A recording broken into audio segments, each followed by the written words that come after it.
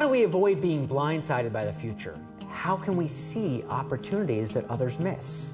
I really care about how people make decisions and how to make them differently in different contexts. We've increasingly become a society of specialists where focus and expertise are highly valued. And in today's hyper-connected world, we need more generalists. I try in my talks to help you see the world differently.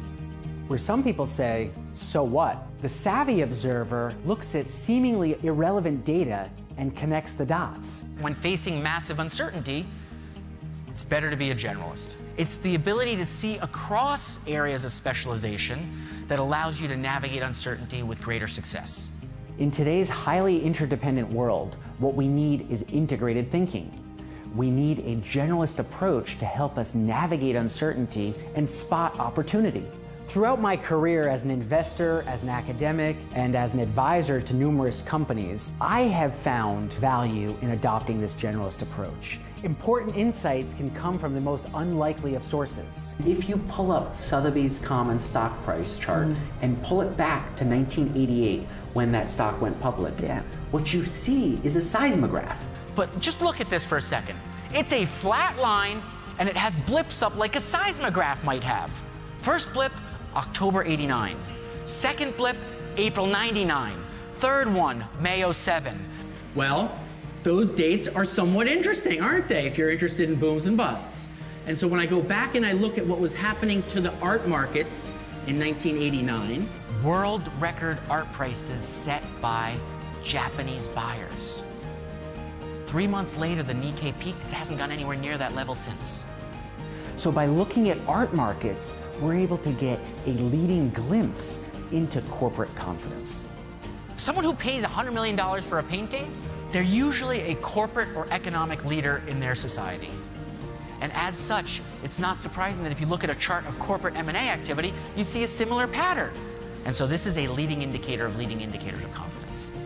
One of the most powerful indicators of bubbly dynamics in the world is hubris.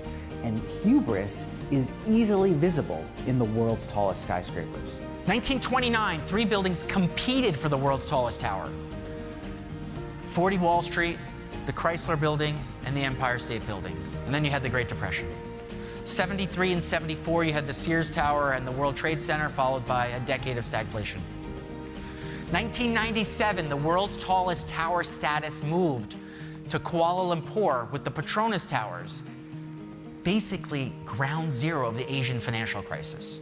Next time you read in the newspaper that country X is building the world's tallest skyscraper, that should be interpreted by investors, policymakers, and interested citizens alike as a large flashing warning sign. By taking a bigger picture, longer run view and perspective, you can develop the flexibility you need to navigate what is likely to be a chaotic future.